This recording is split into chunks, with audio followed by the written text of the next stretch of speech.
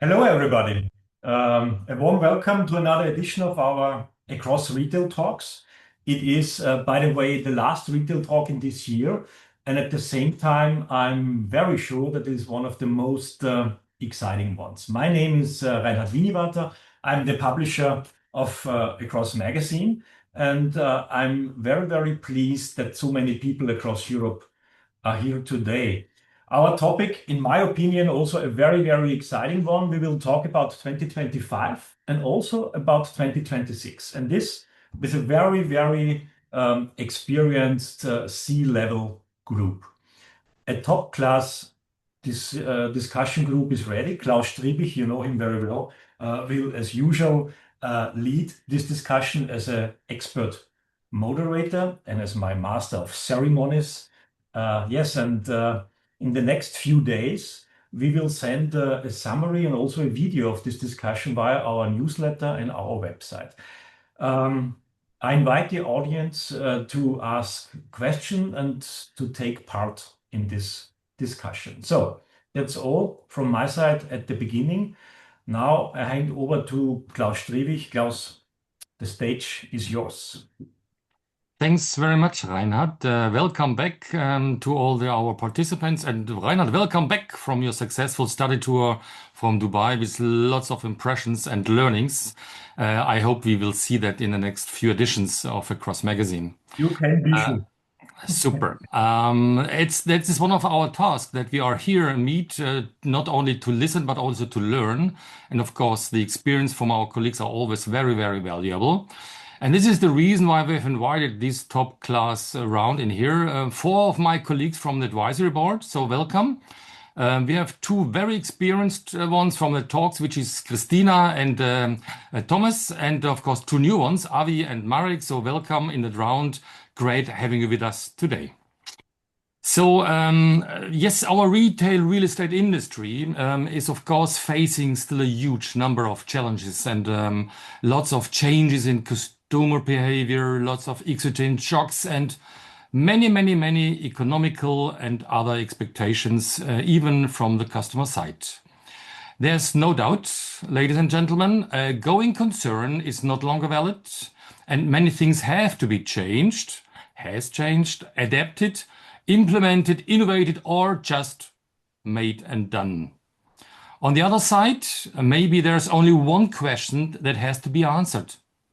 This is my most beloved question currently when it comes to our industry, which is, where do we win and how do we play?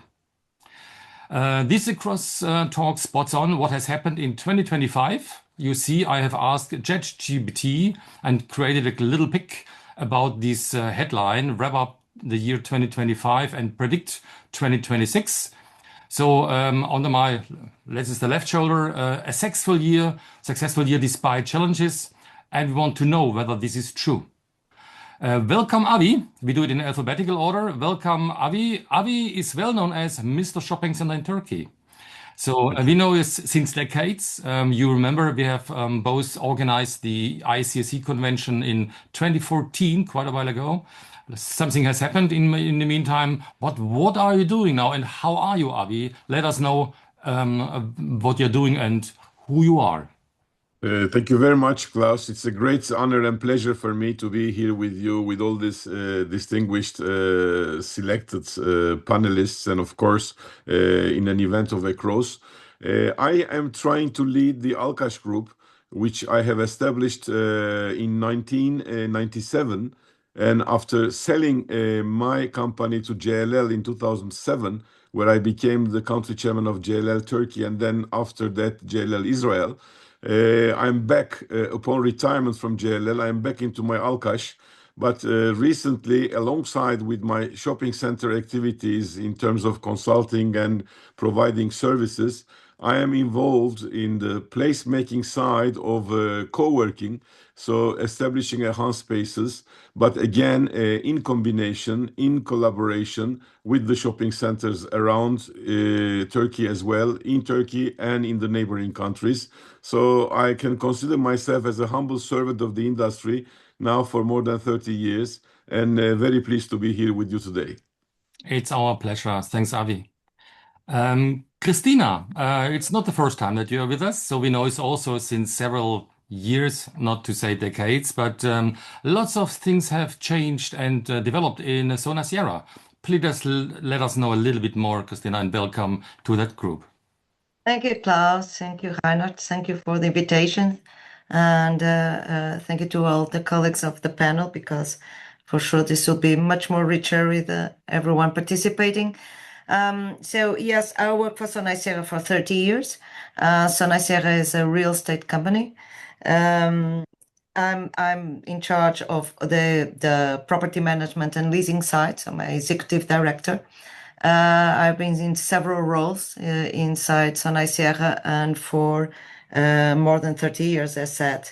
At the same time, I'm the chairwoman of the Portuguese Association of Shopping Places, with more than 95 members and with very good view on the industry. So more than happy to be present here. And not to forget, there's also a little change in my home turf. So you are now have grown with Sonae Sierra Germany with a huge number of new projects. That is a factor that I'm using a little bit late when talking about because in Sonae Sierra we are a real estate player and we develop real estate, but one of the biggest chunk of our services is on the investment and on the property management side. The acquisition of RAM was one of the most important milestones of 2025. So when it comes to the milestones, I'm going to repeat myself. And again, a big step on the service component and on increasing us as one of the most relevant platforms on property management services in Europe and new markets. So congratulations. Thank you. Marek, you are a new member of that group, so very warm welcome. It's nice to have you here. And first of all, congratulations to your appointment, being the next CEO of NEPI Rockcastle. Please give us a hint who you are, what you're doing, that our audience know who we will see much more often in the near future. Thank you, Klaus. And I hope after this panel you will keep on inviting me, like you said, you will see me in the future. I hope I will meet the high-level criteria of this call. So let's see. I'm sure. But first of all, thank you very much for having me. It's an absolute pleasure to not only share what 25 brought and what 26 hopefully will bring, but as well to learn and listen to the audience. It's always good to exchange the knowledge, and we have too little of that in a year, and I'm very grateful for that. So I hope this will be very useful. As you mentioned, I'm COO now of NEPI Rockcastle, which is Central European Property Fund. We are operating in 8 countries. We have 60 properties of gross asset value of 8 billion. It's a listed company in Joburg and in Amsterdam. So what we do, we buy shopping centers. We take very good care of them, but we develop as well. We extend, we fine tune, refit, etc., etc. We are dividend company, so it's a long-term game for us. And in my current position, I oversee, as my title says, operations of all the 8 countries, which everything that you can consider operations, that is what I do every day. And as you said, and thank you for that, the 1st of April, and that's not prima aprilis, I will take over from my friend Rudiger Dani, who is stepping down as CEO, and I will take over. And I can tell you my life is already busy with acting as CEO, because obviously we are in transition period, and before we know it's April, so I better get myself well prepared. So again, warm thank you, and I'm looking forward to this panel. Super. Looking forward to the next round with you. And last but not least is Thomas. Thomas, a long-term member in that group, several times with us in that retail talks, but there's also lots of things happened with ROS. Thomas, let us know what it is exactly. Well, thanks, Klaus. Thanks, Reinhard, and thanks to the audience for having me today. Also looking forward for some questions later on. Yeah, we as ROS, we started our business in 2011 after being more than 10 years in MacArthurGlen, and we have always been an independent service provider, pure management company since 24, and now we have 1 year where we teamed up with FREY and ROS Retail Outlet Shopping, became a part of the FREY Group. stock listed company, especially coming from France, being very well known for outdoor shopping centers. And we have created together, and I will come to that a little bit later, some details, the strategy. And our goal is not to be longer just a service provider, but with acquisitions. And there were a couple of acquisitions this year in Berlin, a couple of centers in Italy, Sweden, and so on.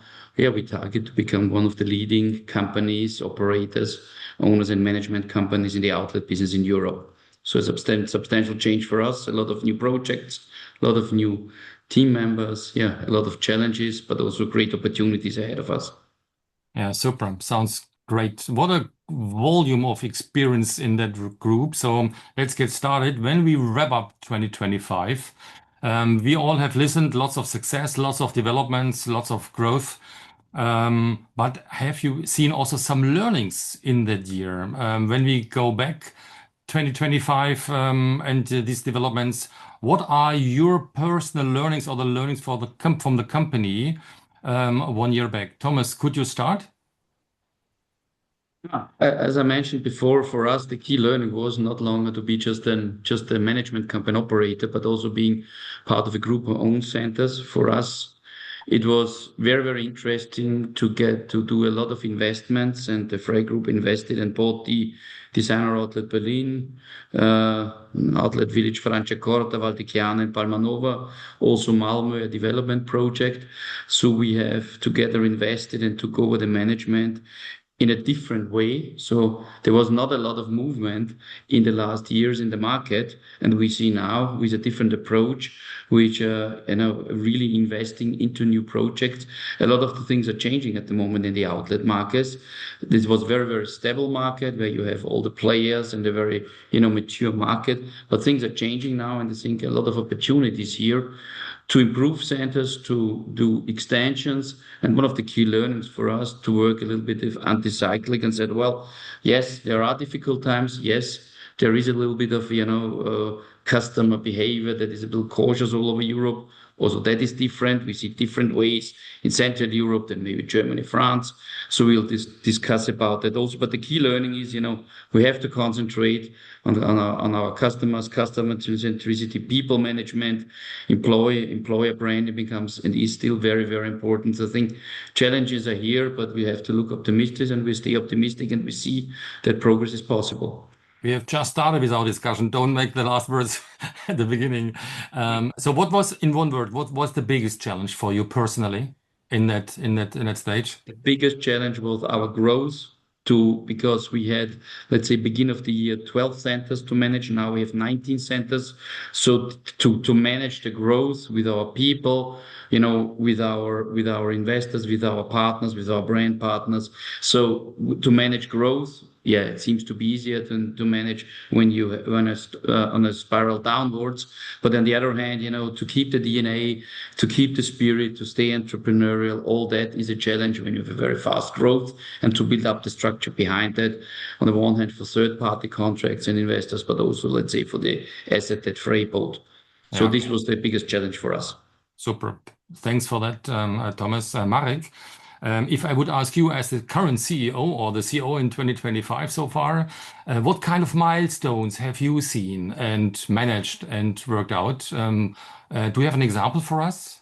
Oh, yes, actually, I have two examples, and the combined value of the two is 800 million euros, because this is the amount, this is the value of the two transactions we have done exactly a year ago. That was Silesia in Katowice, Poland, and Magnolia in Wrocław. And when you do the deal in the middle of December, when everybody is hopefully spending money in shopping centers preparing for Christmas, we were preparing other sort of shopping, and that was shopping centers. But the story does not close when you sign the agreement in lawyer's office, but actually you need to take over, you need to take care of people, you need to make sure everything works at this very difficult part of the year where you close your books and you open new year and everything have to work. So I think our biggest achievement was that we were managing a year ago 58 properties. We went to New Year managing 60, and it was a very smooth transition. We took over the teams. We implemented into our system about 600 lease agreements. I'm talking long term. So it was a lot of work, a lot of night shifts for people, and we are there. It's fully integrated, fully hands-on. all internalized. And not only that, we have actually, having bought those two, we have had underwriting when we assumed some asset management initiatives, extensions, refurbishment, etc. And I already have concepts of that, hoping to show it to the board February or May. So we are not stopping. Now we took it over immediately thinking about how can we make it better. And I think this is a huge achievement because those assets really weigh a lot in the portfolio of NEPI Rockcastle. May I have a side question? Was it very difficult to refinance these two assets in that volume? Well, what we did, we bought cash and then we refinanced, and we had this year you might have seen us having bond issues, etc. So I must tell you that we have been very well perceived by financial markets, both equity market and debt market, and we refinanced, and our LTV has to be under 35%. We are currently at 31%. So we did refinance smoothly on corporate level, not on property level, non-secured, very successful, low margin. So we are very happy with that. Market was very supportive. Financial markets liked our story. That sounds like good news. It is very good news. The more good news, the better, and because that sets the tone for the future, obviously. And we have big plans. I'm sure we'll talk about 26, so I stop it here, but we have appetite. Yeah, super. I thumbs that everything's going well in the near future. Avi, I know Turkey as a market who is always up and swinging like in a short period of time. So you are well known as managing this kind of jigsaw development. How was it in Turkey last year and the countries around? It was tough and difficult for Turkey specifically because that year, I mean, the 2025 year was a year of recalibration rather than expansion. And retail real estate shifted from adding GLA to improving performance per square meter. So trying to make good use of technology, trying to make good use of know-how. Even though we saw slower development pipelines, but we are now witnessing faster decisions around redevelopment, mixed-use integration, and definitely operational efficiency. The real headline, however, was the consumer. The consumer being younger, more selective, more value-driven. I hope we will discuss about consumers further ahead. But under this understanding, the assets that understood this shift in terms of the consumer market, they performed better. Those that could not, abide with the changes, they fell behind. But what I would like to say regarding Turkey is that even though we are witnessing some exits and there are some local appetite, like in the multi-case that my clients bought over 8 Forum shopping centers, becoming their managing partner as well. But still, we have the major players in the marketplace, like ECE, like local Renaissance, the local Nata Group. So out of the 445 shopping centers existing in Turkey, with a total leasable space reaching 14.5 million square meters, we are now witnessing expansion outbound.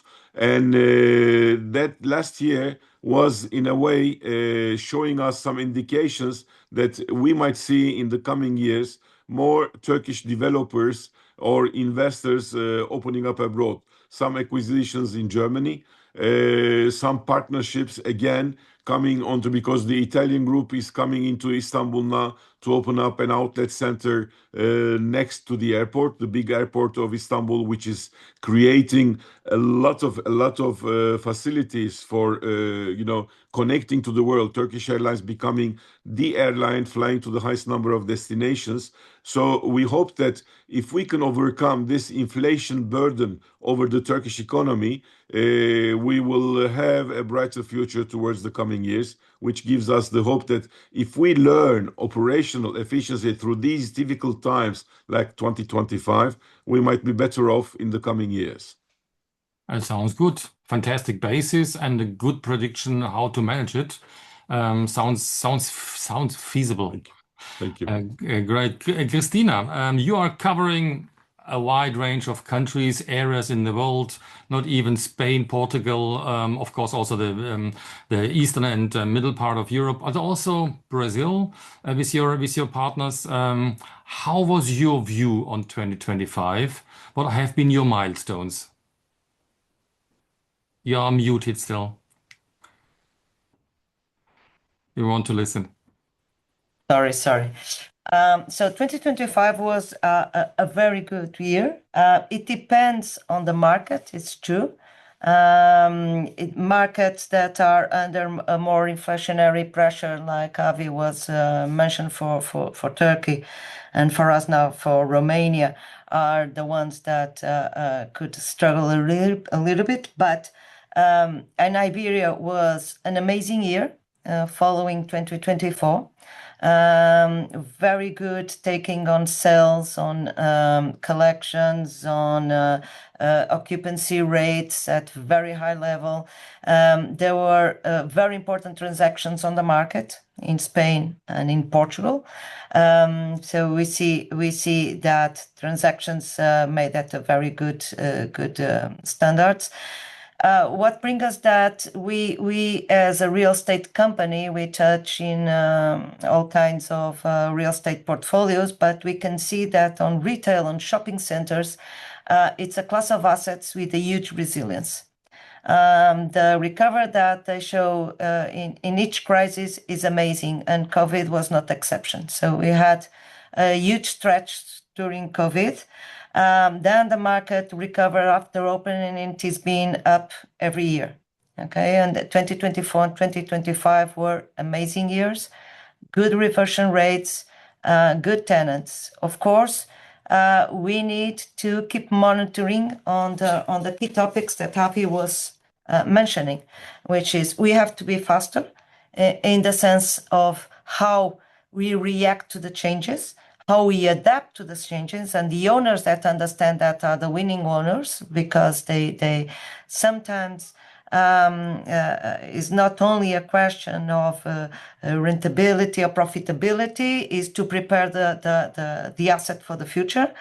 And we see that the ones that understand the name of the game are the ones that after have a more resilient asset. Nevertheless, it has been really a very good year.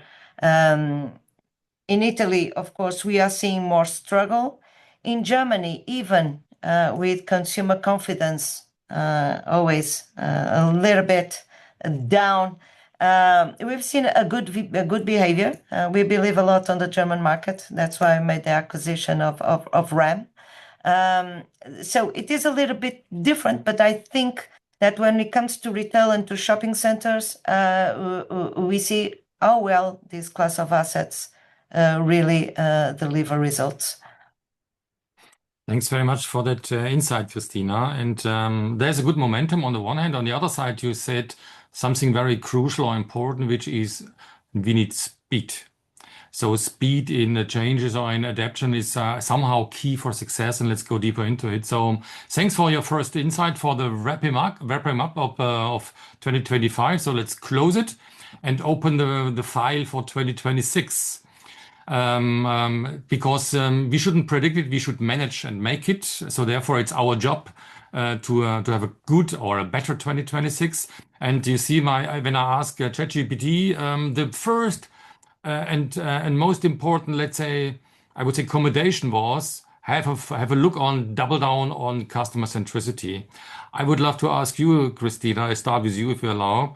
Is ChatGPT right? Yeah, totally. In my view, totally. Customer centric. The more we know about the customers, the better we serve. So customers want efficiency, experience.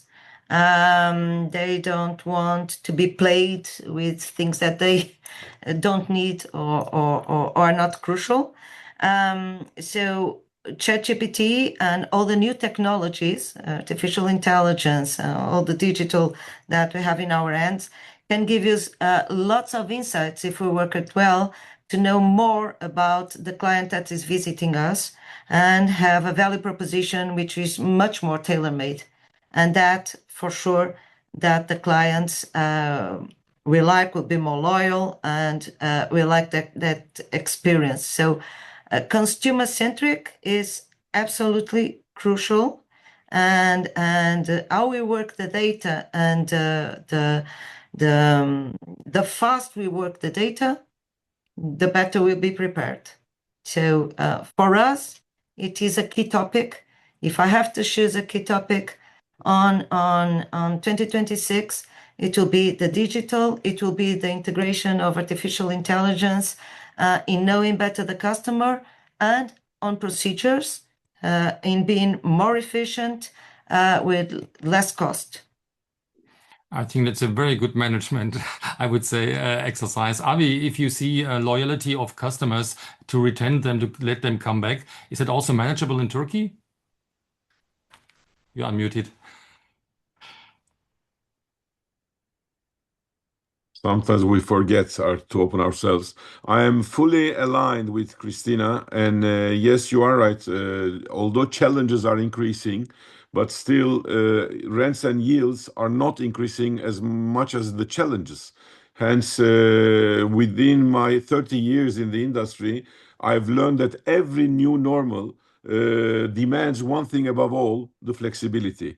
And this flexibility, I presume, should come from technology, from digitalization, and being myself now an adherent fan of AI, and we need to have AI on our shoulders as our, as our helpers, as our servants. It will not be our master. We will not be the subjects or servants of the artificial intelligence, but we need to have, in this era of less but better investments in terms of the return, which means that not investing in more square meters, but in more value. To give you just an empirical or example for that, when I was a center manager 34 years ago, the food space allocated in Ak Merkez, one of the award-winning shopping centers in Istanbul, was only 9.5%. When we opened Zorlu Center, again another world award winner, in Zorlu Center, that has risen to 28.5%. When we opened the Galata port, the cruise port of Istanbul, just 2 years ago, the food and beverage and the leisure and entertainment is now 48%. So we need to follow these changes. I know in the outlet centers we were not accommodating much space for food, but as we need to keep people more, the consumer more in our centers, because what we play on 4 shares when we are working, serving a project, is that the share of mind should be the first, so that our project, our center should come to the minds of the consumer first. Then the second one should be the share of time, that the longer we can keep our customer in our project would mean that the more of the wallet share, and eventually if we can win the share of heart as well, these 4 shares would lead towards successful shopping. For this, we definitely need to identify, to learn about, to substantiate the consumer, the customer in the technological aspects as well. Hence, we can move towards, for 2026 and for the coming years, towards the 5th generation shopping center, because with all the 5G speed up of the internet, with all the improvements, I believe that we need, as the physical shopping center developers or professionals, we need to embrace the hybrid format of shopping centers, which can house even the e-commerce within our boundaries, so that the e-commerce should help us to improve our sales, maybe longer working hours for deliveries, because delivery, I think, is one of the obstacles on the e-commerce deliveries. So we need to add up the experiences. Hence, I do believe that the future will be better through technology, through artificial intelligence. Thanks. That's a great statement, Avi. Lots of things to do. And Marek, you are covering the CEE region. What's your view on that? Thank you. I would actually take ChatGPT answer on doubling down on customer centricity, and will ask ChatGPT, who is actually my customer? Because this is key question. And when I think about our shopping centers and about 350 million passing our doors every year, I think about those customers as actually Those people as customers of my customer. So if we say customer centricity, as NEPI Rockcastle focusing on tenants primarily, that's the key. Without tenants, we have nothing. And this is my underlying foundation for any decision we make, because it is our customers named as tenants that bring my footfall into the shopping center, not the other way. And this is actually, for some people long living in the industry, this is quite an eye-opening sentence, but actually this is what we have. And we start, and yes, of course, we start there. So I agree with ChatGPT if understood as tenants. And obviously, I'm a bit exaggerating. I love our customers, and we do a lot to make their life easier, better, and touch and feel of shopping centers and all the amenities and all the support. To give you an example, in Bonarka, if you are in food court, press the button in our application, concierge comes and bring the table for your kid. These things are important, but the customer came there because there was food court, because they wanted to eat. I do the secondary kind of service to some extent. So this is where I agree, but I differentiate the two worlds, which sometimes comes not easy, but this is how I define. And I look into the future as customers being more picky, looking for quality, much more educated. ChatGPT is a huge tool for our customers, our visitors to shopping centers. They come very educated. They know what they want to buy. It's no longer times of fashion comparison shopping as we used to know it. The customers know what they want, and then they buy more. And that's another big shift, but it's actually quite good for shopping centers if you play that right. So that would be my comment on what ChatGPT would say. I would love to have more chat with ChatGPT to see what he thinks. Maybe I will do. Yeah, thanks, Marek. So honestly spoken, that's always what I define as the cycle of success. We as shopping mall operators, we have always three customers or clients in view, which is the daily shopper, the tenant, of course, the investor. And if they all fit together, and the wheel is rolling, then we are successful.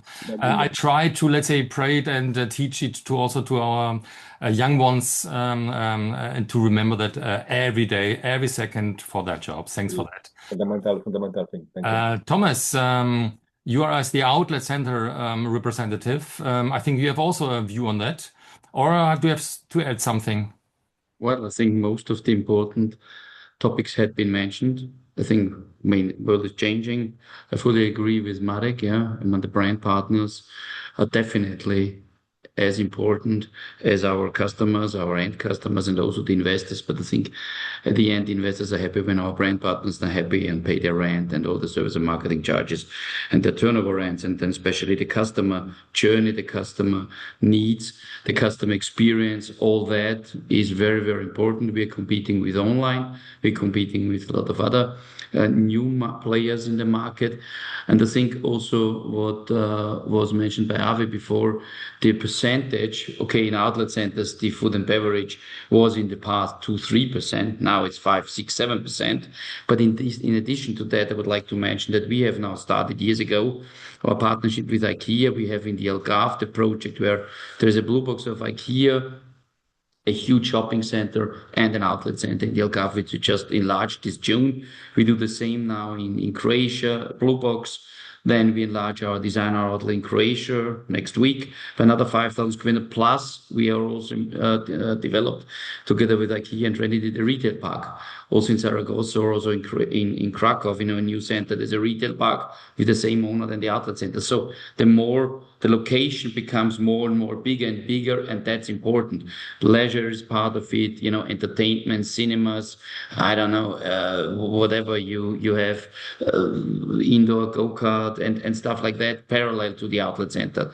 But definitely, I think for the outlet, is always the way you have to create a destination, and the destination needs to be following the USP. So for the outlet, very clear, whatever we bring to the centers, we need to keep the USP, get the customers, or bring to the customers what they expect, the classical outlet brands. But we see that with local food and beverage, with night dinners and stuff like that, especially in Italy, and also bringing new brands to the center now, Off-White, Golden Goose, Canada Goose, new brands coming also to the outlet centers to keep it always attractive. Yeah, we have to be very open-minded, knowing that sometimes we start with pop-ups, with year-on-year leases, just on turnover rent, just to attract new brands that are not familiar, just talking for the outlet business, with the outlet business, to bring always fresh and new attractive offers to the customers. Hospitality is a big topic. We talked about AI and all the different opportunities with that. But at the end, we need to listen to our customers, and what we get a lot of data now. Yeah. So there are various methodologies, surveys, other data via this and that. But how do we really analyze the data in the right way? And how do we, with the very different channels we have now, all the different social medias and all that, how do we approach the customers and how do we approach the right customers first? I think this is one of the big challenges we will face next years. So what are the right tools? What are the right medias to approach the right people that become at the end, not just visitors or 1-2 time visitors, become really customers and long-term loyal customers, because we all know, and there are various studies and various surveys, that the loyal customers at the end spend much more money than the first-time visitors or others. Super perfect. So that fits perfect to the first question from the audience, to be honest. So the first question arises. So I would love to keep the audience curious. So I read it because he said, "Dear panelists, I would like to ask you, in which specific areas of your mall operations and development do you expect the biggest real benefit from technology in 2026? And when you evaluate pilots, what are the main criteria for scaling them, and what kind of support do you expect from your technology partners in this process?" So any idea? I see you, Cristina, with some smile. Yeah. What would be your answer? Yeah, I think from technology, definitely on the operational side, there is a huge use of technology. We are doing lots of experiences and prototypes in shopping centers that goes from electricity to maintenance, to platforms that allow us to have an integrated approach, much more wider than the one we had in the past, and that will account for sure for a huge cost efficiency. For instance, one of the models that we place in our shopping, we had decreasing consumptions of energy of around 80%. This is huge. This is lighting, this is HVAC, this is one of the biggest costs in a shopping center management, on the service charge. So for sure, technology in operation will be critical. Even in automating even more some of the procedures. On marketing and on the digital world, that will be too absolutely critical on the digital models, on tackling the data that we have from consumers, which is a huge number of data. Technology will help us to analyze that data and to have big inputs that we were not capable to do in the past, or we do it very slowly, and now we can do it much more faster. So I think there is a huge usage on these areas that will be very important for the industry. Marek, I saw you supporting Cristina. What kind of expectation do you have when it comes to your technology partners, which you are using, what I know? What is your view on that? Well, we expect our partners. The first question I asked them is that, can you do it for my 8 countries or more if I want? And that's number one. If you can't scale up, let's not continue. Anything we do has to be scalable, and most of it is scalable. And the sky is the limit, if I were to say. It takes some time for implementation and testing, and I think it's important not to start too many at the same time. Just be careful, and then test, scale, and repeat. That's what I like to say. But I can give you an example, very live, that actually can measure your efficiency. We just had our discussion with legal team, and normally we have the rule by which all the lease agreements are bilingual. And if you think about us signing between 1,300 to 1,500 agreement a year, each of them has tens of pages. If it's bilingual, it's just double the size. Today, I say, why don't we just use Harvey and do it monolingual? Let the Harvey do the job before we put the agreement into the system. Just think about those small things added together, how they can improve the efficiency. I'm very far from what I heard from one of the big tech CEOs who said, if anybody comes with a new employment idea, they have to tell me that AI cannot do it. We are not there yet, but what I wanted to say is that what AI is capable of doing today to us to help our work life easier, what will be in 3 years' time is just amazing. And I think for property owners, it's very useful because it's all about efficiency for me, live data, data-driven decisions, being able to benchmark, analyze, come quickly to decision, and have very, very, very quick decision-making tree. And this is what I expect that any of the new tool we would implement will serve those purposes. Other ways makes no sense. I will tell you why, because there's multiple of ideas. I mean, you can do a lot, but what matters is probably 20% of the 100 you get. The Pareto rule probably applies more than ever. And I think we are responsible for focusing on where the difference can be made. And this is our thinking. We test, we sometimes fail, but we just make sure we don't repeat the same mistake. And we need to move where it makes sense.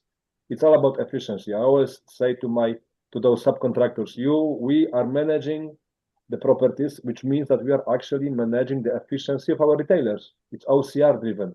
I am held accountable for actually making sure I do all I can to make it as efficient as possible. Can you help me? They need to understand operational model. If they can't apply their IT mind to operational mind, very difficult. So no, it's not easy. It's not easy to be in IT implementation into properties because you need to think like retailer and landlord, and that's very difficult. No?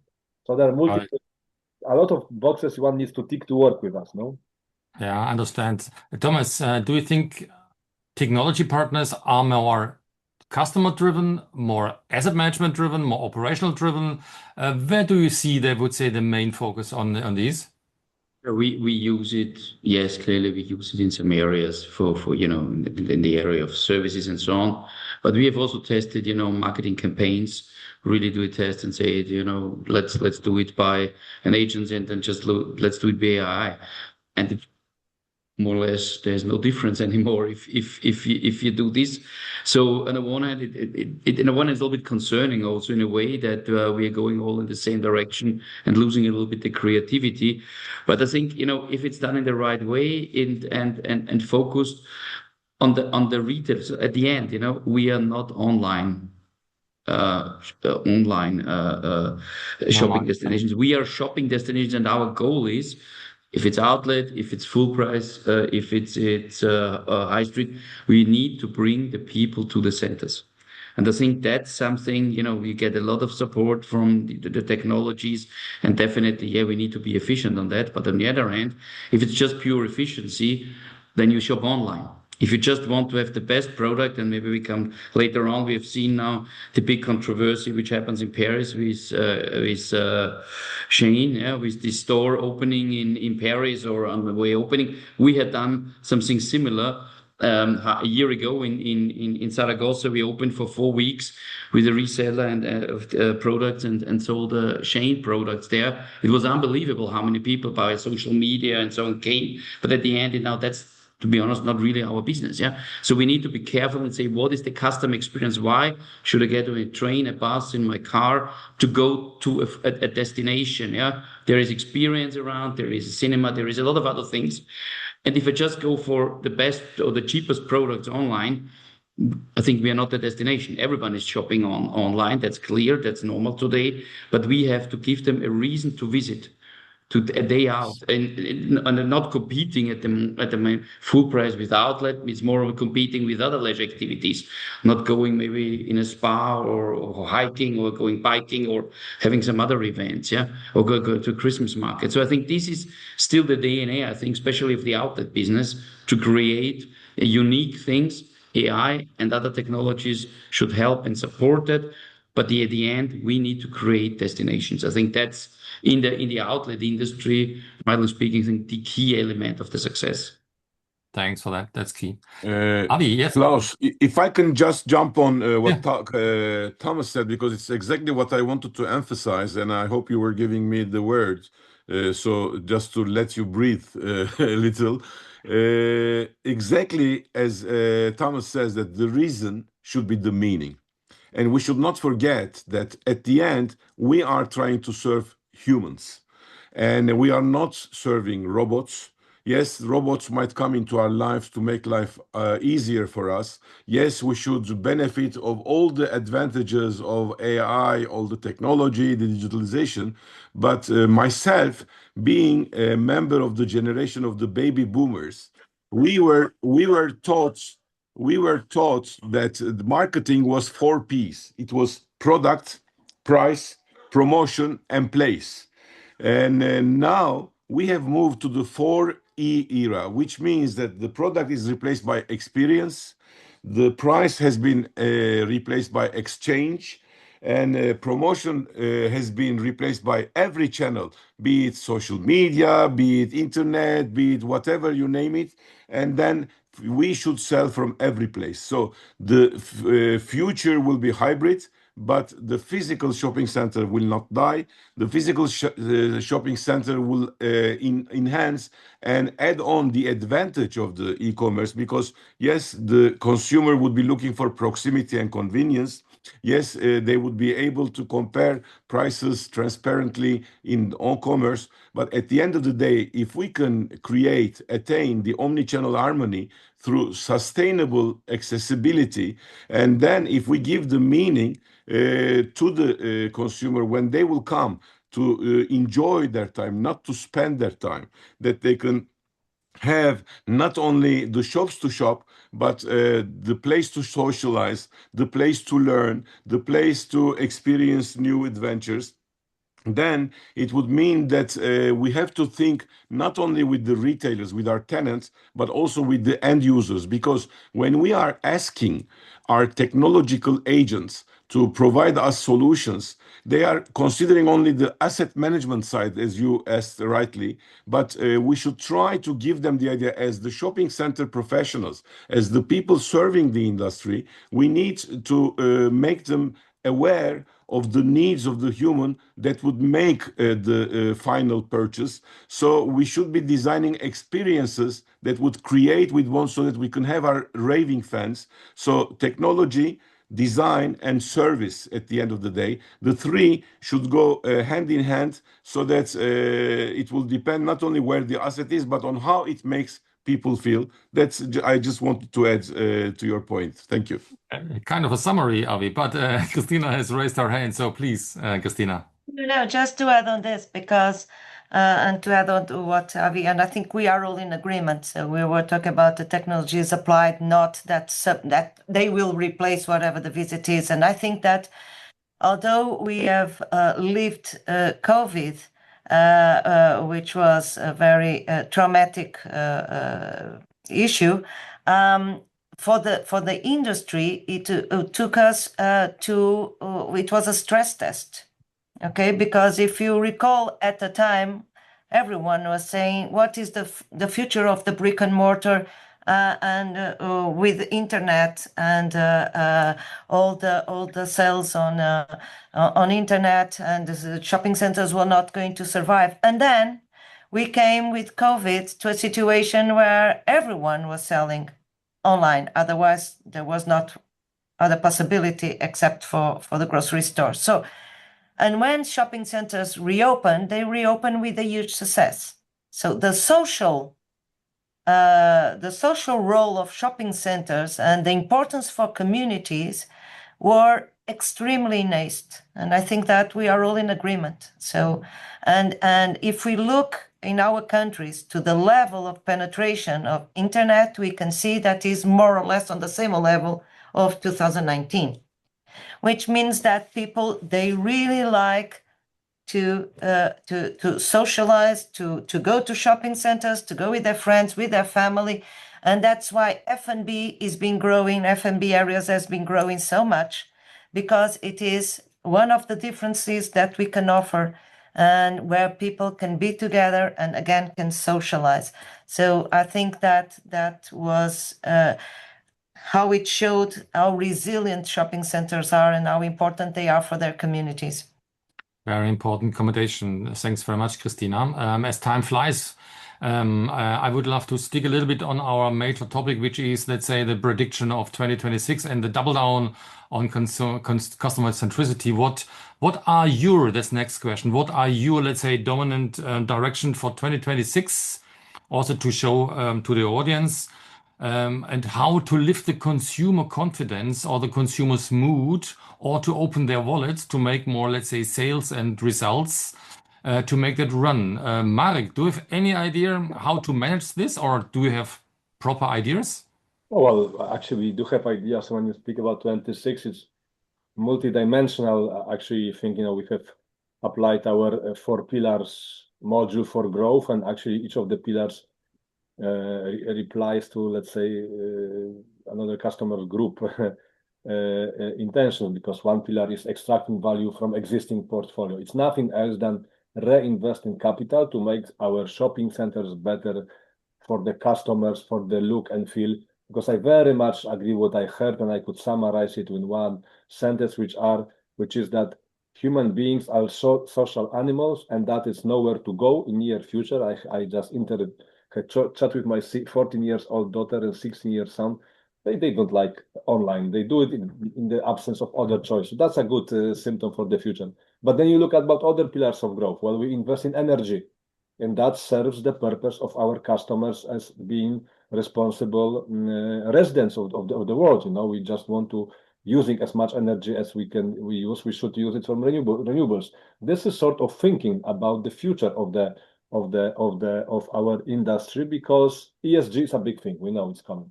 Then it's about acquisitions. We are very open to buy, but then again, whenever we buy something, there are criteria for buy. It has to tick a lot of boxes. I don't want to mention them, but all that we have said today, any new target of acquisition must tick all the boxes that we have mentioned. So I will not repeat myself, but it can only tell you that the potential target list is narrowing in a way as the market moves.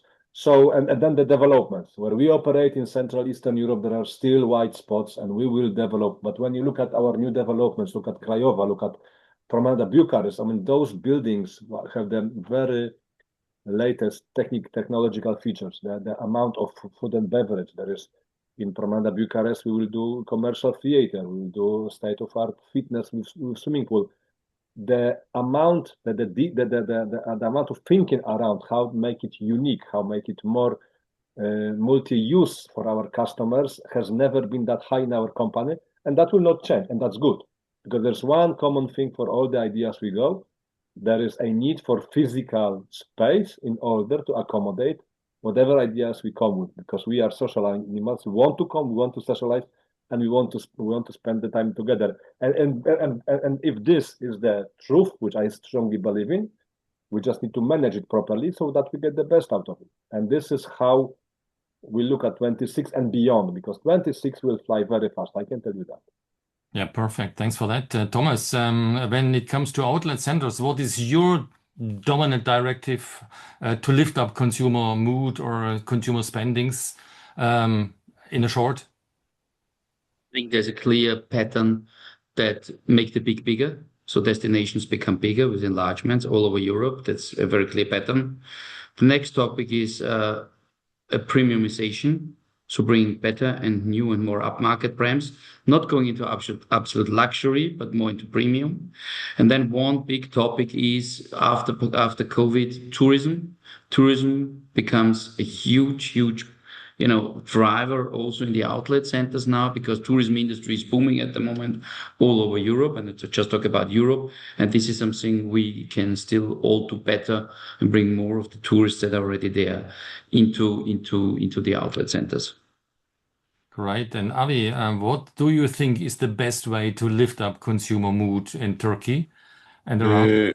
We would recommend that we should now consider designing not only square meters, but more places with more meanings, and definitely to go with hybrid thinking so that we can embrace technology in our new developments, so that we can have the blending, the phygital. I like the word phygital, to have both the physical structures, buildings, but at the same time with all the digital advantages, so that the intelligence, the artificial and organic intelligence, if they can work hybridly, then we can build belonging of the visitors, which would convert into customers, and customers would mean happier tenants with better paying rents, so that the industry will continue to grow.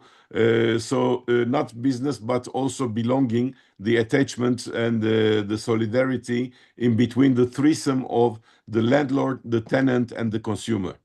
That And I is love, my point. yeah, very good. I love that at the very end that there's a little lift up in the rental level as well, because that is our, let's say, fluid and our juice we need to support Yes. in the near future. Christina, do you have an example for us how you would love to manage that in 2026 and onwards? On 2026, we will continue to work a lot on understanding the new trends and the demographic changes. There are huge demographic changes in all the cities that we live, and we have to adapt to that. We have to adapt our product. Okay, some years ago we placed in the Portuguese shopping centers hospitals, clinics. Now we are placing co-works. There is more than retail. Again, serve the community is very important. New technologies are critical. The incorporation of new technologies in the operational side and on the understand the consumer side is critical. And on ESG, ESG is not only environment. We have our roadmaps, decarbonization, and that will continue till 2030. But the social and the governance are more and more critical, and that's where I think that's the three pillars. Thank you for that. That's very important to mention at the very end, because we have 3 minutes to go. So it's the last question, the last round. So as always, most of the people who are listening know my last question, which is, please give us 3 short recommendations how to cope a bright future. In a short, Thomas, would you love to start? Yeah, 3. thanks. I think we discussed it. I believe create unique shopping destinations. Yeah, local but tailor-made. Think global, act local. I think that's very, very important. And the third thing is, believe in and motivate your local teams and your teams and give them clear goals, clear directions, and honest feedback. And I think we now, as ROS, as part of the FREY Group, we have the goal to become one of the leading companies in the outlet business next year. So we are on a road upwards on growth and acquisition. And I think this is a clear goal. And you need to have all the people in the boat to reach the goals. I think that's the key element. We should not forget and neglect our team members. Very well mentioned, because it's important that there has been people to make that happen. Avi, your 3 recommendations for our audience. Well, I started daytime and ending in Istanbul nighttime, as you can see from the lights on. So let's pray for a brighter future by joining forces, by joining forces and by going further. And I believe Across is doing a great job. So please, I would ask Across to continue to support us, to guide us, to have these networking facilities. So the more we can talk in between us, the more we can learn from each other's experiences, I think the better we will serve our industry. And that's my hope for cooperation, collaboration, and optimism for future. Super, I love optimism. Marek, your 3 top recommendations for our industry? Thank you. Well, first of all, I always like to say think long term, and then it's easier, because then then the outside noise on short term doesn't bother you, and if you can filter it out, you are halfway there. Second of all, listen to your customers. Be faster than others. Listen where they want to go. Don't be blind to it. Don't try to teach them. Tenants know. They know much more. They have much more data. Capitalize on that. Make good use of it, and you will be fine. And the third one, quality pays off always. It costs you more today, but long-term quality is appreciated and has longer lifespan. So those will be my three. Perfect, Marek. That looks like a bright future for NEPI Rockcastle. Cristina, it's now up to you to wrap up our, let's say, accommodations round. I'm curious to hear yours. Okay, I've already talked about the three pillars. Let me wrap up. We live in an ecosystem, okay, and our ecosystems are the investors, the tenants, and their employees, the clients, and our teams. And we have to take the best of all of them by hearing all of them. If we hear all that they have to say, for sure that we bring novelty for our management and for our assets. So we have to work together, and we have to work a lot on differentiation. One of the issues that we face today is that I go to Istanbul, I go to Poland, and I go to everywhere, and more or less we have the same tenants. More or less we have the same operators. We have to push for the local operators. That's what we do in F&B, and that's why F&B is growing so much, is where we diversify the most. So we really need to support different operations and to bring novelty in order to have different products. But it's working all together in the ecosystem that we will bring the best ideas. Super, perfect. Thanks for that. That was an amazing round. For me, it sounds and looks like we have a very nice, I would say, direction in 2026. So you see my fingers. So thanks for your insight. Thanks for your valuable commendation. That was great fun. That was a great round. And I hand back to Reinhard for his last words. Cool. Thank you very much. What should I say? It was a very good discussion. And what I liked the most, it was very, very optimistic, and you can be sure that you provided me so many ideas for our future editorial work. And Avi, you can also be sure that we will use all these inputs for really good stuff. As mentioned at the beginning, we will work on a summary of this discussion, and we will provide a nice summary as well as a video, and we will send it out via our newsletter on Thursday. To all of you, many thanks. It was really great. Thank you very much. Thank you also to our audience for watching. And I hope that we will see each other at one of our next across retail talks. And yes, at the end, as this is the last retail talk for this year, let me wish a great Christmas and holiday season and a great start into 2026 to all of you. So, greetings from Vienna and goodbye. Thank you. All the best. Bye. Bye. Thank you. Thank you. Bye-bye.